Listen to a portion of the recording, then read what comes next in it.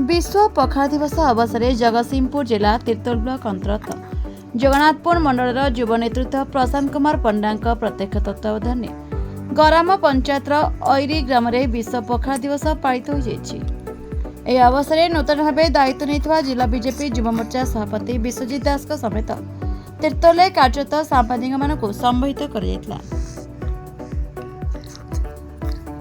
अवसर में बीजेपी कर्मकर्ता एवं सदस्य मान द्वारा विश्व पखाल दिवस पालित हो पखाल दिवस में दही पखाल सांग को माछ भजा आलू चटनी साग बड़ी चूरा बैगण भजा देशी काकुड़ी सहित भली खेभली ओडिया खाद्य होता यार मजा नेबापी अनेक लोक मैंने एठारे उपस्थित थे। ओडिशार पखाल कंसारे बहु आनंद रही था बोली विश्वास रही सारा विश्ववासी पालन करुवा बेले तीर्थल बेस आडंबर पालन कर एथिरे जयलक्ष्मी महांती विभूतिभूषण साई रमाकांत साहू रमेश नायक तन्मय त्रिपाठी राजेंद्र दास बिरंजनारायण नंद देवज्योति कानूनगो बेबिना महाराणा बनिजा महांती लिलीवाला नायक प्रमुख उपस्थित थे।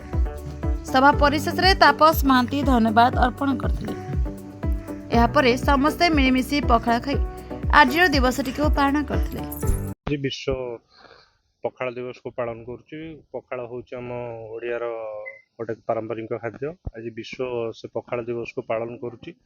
मुझे पखाल दिवस रे समस्त मोर टीकार गुरुजन मोर बड़ भाई मोर गणमाध्यम बंधु मानू आंतरिक शुभेच्छा और अभिनंदन जनाऊँ।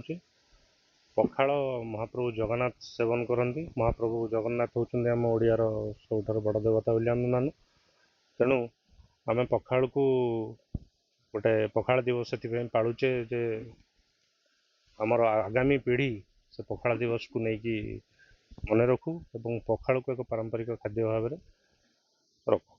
कोना कोडी ओडिया अस्मिता एथरे बंची पखाल दिवस को आम पालिकी निश्चित भाव में आमर ओडिया अस्मिता को आम बजाय रखुचे। कारण पखालटा हूँ ओडियार प्रथम खाद्य और सबुठार प्रिय खाद्य। आउ गोटे धनी लोक ठारू गोटे गरीब लोक पर्यंत पखाल हूँ ओडियार परिचय।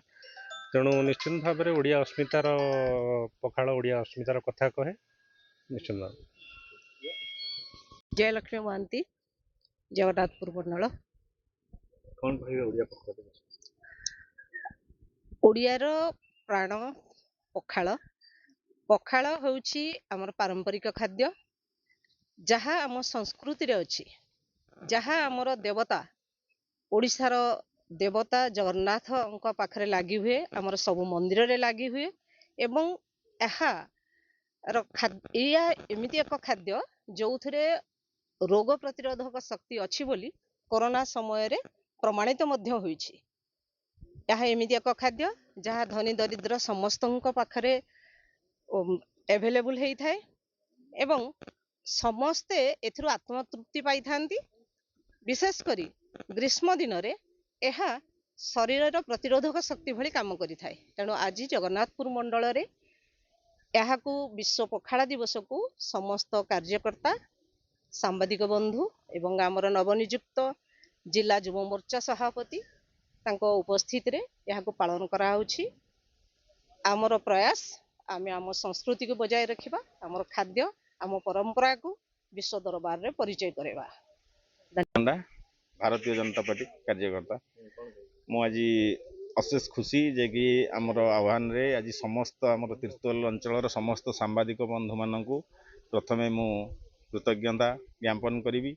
समस्ते आम पाखे आज उपस्थित अच्छा आ विशेष करी आमर जगतसिंहपुर जिलार नवनिर्वाचित आमर युव मोर्चा सभापति विश्वजित दास महोदय आम पाखे अच्छा। आमर जगन्नाथपुर मंडलर समस्त वरिष्ठ कार्यकर्ता आम पाखे उपस्थित अच्छा। यही उपस्थित भितर आज आम पखाल दिवस को समस्ते पालन करुचु आनंद उत्साह सहित। जगतसिंहपुर रंजित कुमार का रिपोर्ट ना ओडिशा न्यूज।